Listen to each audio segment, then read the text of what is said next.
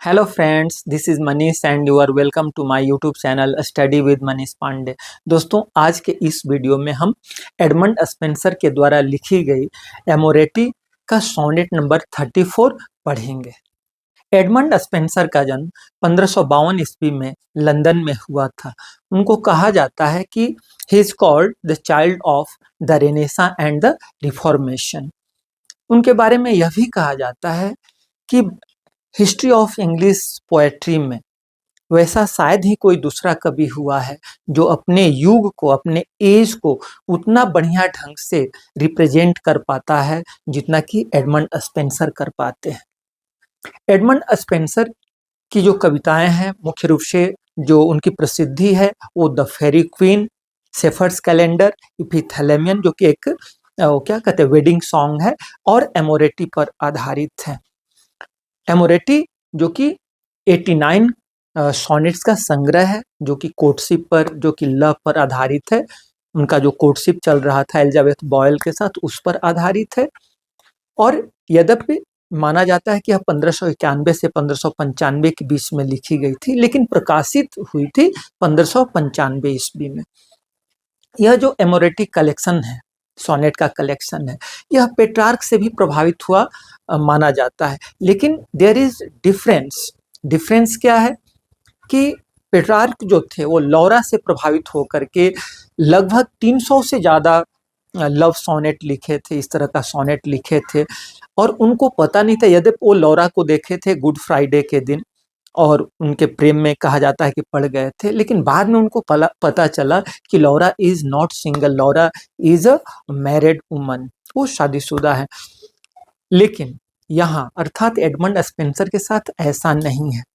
Edmund Spenser की जो पहली पत्नी थी गुजर चुकी थी, दिवंगत हो चुकी थी, और एलिजाबेथ बॉयल के भी जो पति थे ट्रिस्टम, वो भी गुजर चुके थे। तो यहाँ ये थोड़ी माने डिफरेंसेस देखने को मिलता है।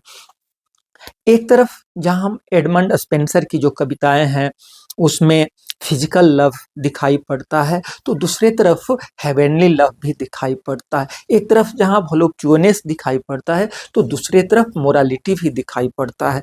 कहा जाता है कि एडमंड स्पेंसर ने बिल्कुल गोल्डन मीन को चुना।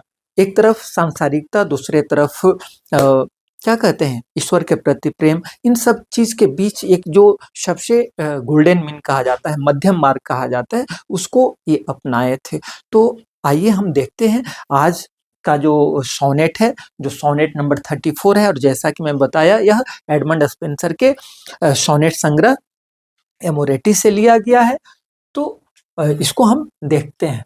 और मैं क्या बताया था कि यह सोनेट संग्रह कब लिखा गया था, कब प्रकाशित हुआ था? प्रकाशित हुआ था 1595 में, यद्यपि लिखा गया था 1591 से 1595 के बीच।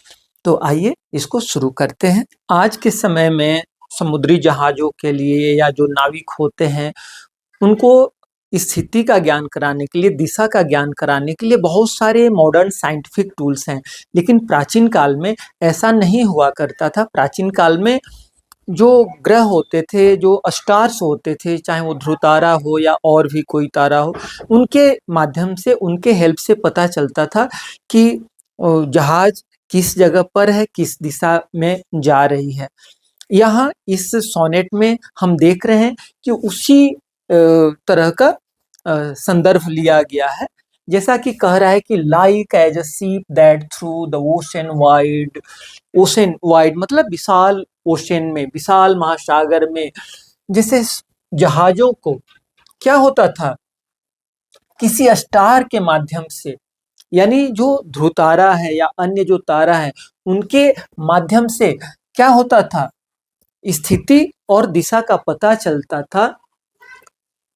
When as the storm hath dimmed her trusty guide, और क्या होता था जब समुद्र में जहाज जा रही होती थी, नौकाएं जा रही होती थी, और अगर आंधी तूफान आ जाता था या फिर बादल लग जाते थे, तो जो मैरिनर होते थे, जो नाविक होते थे, उनको नहीं पता चलता था कि वो किस दिशा में जा रहे हैं या उनका पोजीशन क्या है। तो वही यहाँ कह रहा है कि लाइक एज अ सीप that through the ocean wide, एक उस जहाज की बात।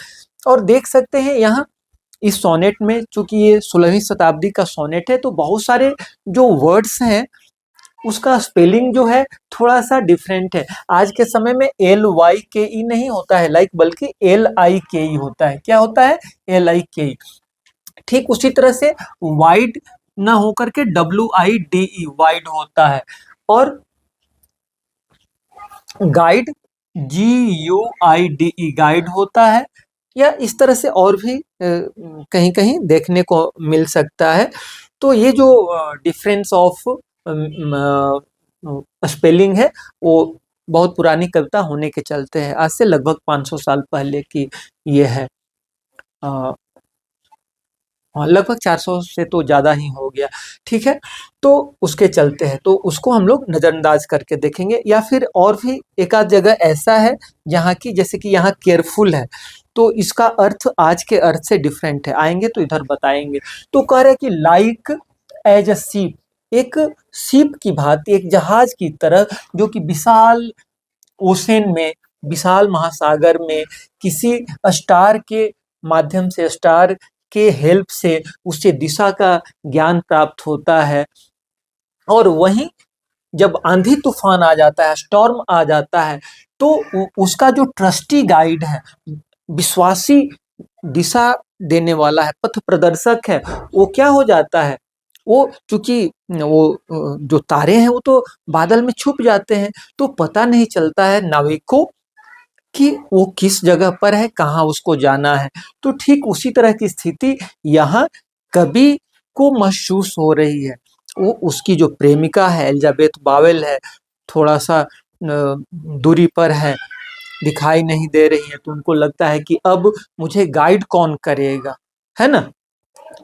करे कि when as the storm had dimmed her trusty guide, storm ने क्या कर दिया है, उसके ट्रस्टी गाइड को, ट्रस्टी गाइड यानी जो स्टार है, उसको डिम्ड कर दिया है, उसके प्रकाश को मध्यम कर दिया है। वो ट्रस्टी गाइड जो है, स्टार जो है, दिखाई नहीं दे रहा है। और तब out of her course doth wander for a stay, और जब वो दिखाई नहीं दे रहा है, गाइड राह दिखाने वाला, तो डर है, भय है कि वो जो नाव है, वो जो जहाज है, वो गो अस्ट्रे, वो इधर उधर भटक जाएंगी, अपनी राह खो जाएंगी, है ना। So I whose star that wont with her bright ray me to direct with clouds is overcast. और ठीक वही स्थिति हो गई है कि मेरा जो ब्राइट स्टार है, मेरा जो क्या कहते हैं, पोल स्टार है, अर्थात वो प्रेमिका को कहते हैं, अर्थात एलिजाबेथ बावेल को कहते हैं, कि वो उनके साथ भी ऐसा ही हुआ है, वो दिखाई नहीं पड़ रही है। उसके चलते क्या हो गया है, उनको क्लाउड्स ओवरकास्ट कर लिया है, और मुझे डर है कि do wander now in the darkness and डिसमे, और मुझे डर है कि मैं राह भटक जाऊंगा, मैं अंधेरा में खो जाऊंगा, मतलब मेरा जो जीवन है वो अंधकारमय हो जाएगा। Through hidden perils round about me place, yet hope I will that when this storm is past. लेकिन कवि को विश्वास भी है। देखिए यहाँ चूंकि ये सोनेट है, तो सोनेट में क्या होता है कि फर्स्ट 8 लाइन में प्रॉब्लम रहता है, और अंतिम जो 6 लाइन होता है, यानी जो सेस्टेट होता है, उसमें उसका निदान रहता है। यहाँ कवि को भय है कि जिस तरह से जो समुद्री जहाज रास्ता भटक जाती हैं, उनको पता नहीं चलता है कि किस दिशा में जा रही होती हैं। कब? जब आंधी तूफान आता है, जब जो स्टार, पोल स्टार वगैरह नहीं दिखाई पड़ते हैं। प्राचीन काल में या आज से 50 साल 100 साल पहले भी गांव देहात में लोग समय का भी अंदाजा लगाते थे कि ये सतहवा है, इधर आ गया, ये तिनडड़ीवा है, इधर आ गया, तो उसके आधार पर टाइम गेस किया जाता था कि अब सुबह होने वाला है, या मध्य रात्रि हो गई है, आदि। तो यहाँ भी कह रहा है कि जो जैसे प्राचीन काल में जहाजों को जो दिशाएं का ज्ञान होता, दिशाओं का ज्ञान होता था, स्टार्स के द्वारा होता था, और वहीं जब आंधी तूफान आ जाता था तो वो राह भटक जाते थे। ठीक वही स्थिति हो गई है कि इनकी जो बिलवेड है, जो कि पोल स्टार के रोल में है, लेकिन वो नहीं दिखाई पड़ रही है, तो इनको लगता है कि मेरा जीवन जो है डार्कनेस में जा रहा है, डिस्मे में जा रहा है।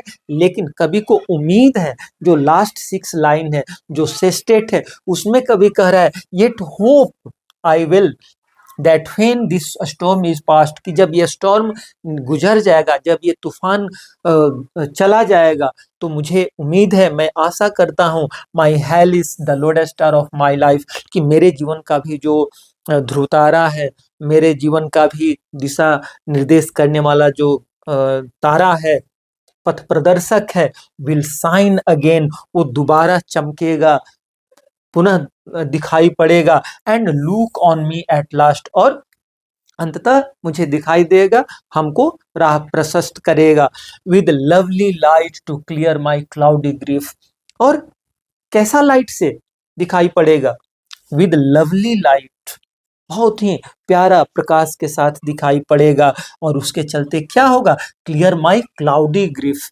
यह ग्रीफ, जो कि यह जो पीड़ा है, ये जो कष्ट है, जो दुख है, जो कि मेरे जीवन को क्या कर दिया है, क्लाउडी कर दिया है, बादलग्रस्त कर दिया है, यानी कि कष्टमय कर दिया है, उसको क्या कर देगा, उसको क्लियर कर देगा, वो बादल छट जाएंगे, दुख के बादल, जो कष्ट के बादल हैं, वो छट जाएंगे, till then I wander careful comfortless, लेकिन तब तक क्या है कि जब तक वो दिखाई नहीं पड़ता है, तब तक मुझे केयरफुल यानी परेशानी में रहना है, बाकी जब वो दिखाई पड़ जाएगा, वो सब कुछ खत्म हो जाएगा, वो सब दुख कष्ट परेशानी खत्म हो जाएगा। तो यहाँ हम देख रहे हैं कि सोनेट में जो एडमंड स्पेंसर है, वो अपनी प्रेमिका को एक गाइड के रूप में देख रहे हैं, एक पोलर स्टार के रूप में देख रहे हैं, एक ऐसा जो कि इनको राह दिखाए। तो यहाँ हम देख रहे हैं कि किस तरह के प्रेम की चर्चा है, यहाँ कोई फिजिकल लव की बात नहीं है, यहाँ हम कह सकते हैं कि प्लेटोनिक लव है। और प्लेटोनिक लव में क्या होता है, प्लेटोनिक लव में जो लवर हो या बिलवेड हो, वो बहुत हाई पोजीशन में रहता है, जो बिलवेड है, जो प्रेमिका है, वो जस्ट लाइक एंजल होती है, जो कि वो गाइड करती हैं, मार्ग प्रशस्त करती है, कोई फिजिकल लव वाला चीज नहीं रहता है। अब हम इसके राइम स्कीम को देखते हैं।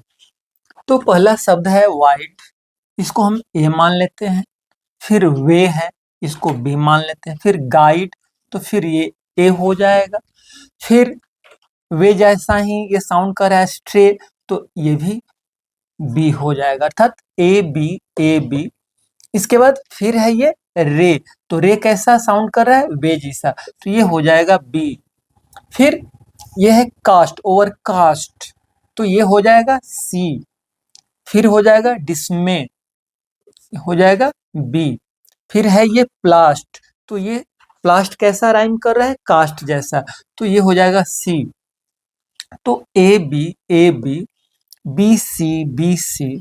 इसके बाद ये पास्ट जो है प्लास्ट जैसा कर रहा है, तो ये हो जाएगा सी। इसके बाद लाइफ क्या हो जाएगा, डी। लास्ट क्या हो जाएगा, सी, यानी सी डी सी। और ये भी उस जमाने में लाइफ ग्रीफ एक जैसा साउंड करता था, लीफ ग्रीफ जो कहा ये, तो इसको भी हम लोग डी ही मान लेंगे, सी डी। और इसके बाद है कंफर्टलेस और पेंसिवनेस, तो ये हो जाएगा डी के बाद क्या आता है, सी डी ई ई, अर्थात A B C D sorry A B B C C D E. इसका राइम स्कीम ऐसा हो जा रहा है। इसके बाद हम देखेंगे कि इसमें लिटरेरी डिवाइस क्या यूज किए गए हैं। तो इस पूरे सोनेट में क्या कहते हैं, सीप जो है एक सेंट्रल मेटाफर के रूप में यूज हुआ है। यहाँ कभी जो अपनी स्थिति है, अपना जो भावनात्मक स्थिति है, इमोशनल स्टेट है, इमोशनल कंडीशन है, उसको उस शिप से कंपेयर करता है, जो कि किसी सी में, किसी समुद्र में, महासागर में, ओशन में वो खो चुका है, रास्ता भूल चुका है। तो यहाँ शिप जो है एक सेंट्रल मेटाफर के रूप में यूज हुआ है। इसके बाद हम देखते हैं कि यहाँ पर्सोनिफिकेशन भी यूज हुआ है। स्टार जो है पर्सोनिफाइड रूप में है ना, जो कि रास्ता दिखाने का काम करता है। इसके बाद हम देख रहे हैं कि इस पूरे सोनेट में अच्छा खासा इमेजरी का भी प्रयोग किया गया है। आप देख रहे हैं एक तरफ स्टार्स हैं, पोलर स्टार है, दूसरे तरफ सीप है, ओशन है, तो ये सब क्या है, क्लाउड्स हैं। तो ये सब हम देख रहे हैं कि ये सब बहुत बढ़िया इमेजरी का यूज किया गया है। तो इस प्रकार से यह कविता आज की हम लोग देखें। आज का यह वीडियो आप लोगों को बहुत बढ़िया लगेगा, ऐसा मुझे विश्वास है। आज का वीडियो देखने के लिए आप लोगों को बहुत बहुत धन्यवाद। और अगर वीडियो अच्छा लगता है तो इसे लाइक कीजिए, मित्रों को शेयर भी कीजिए, चैनल को सब्सक्राइब कीजिए, कमेंट कीजिए। धन्यवाद, थैंक यू।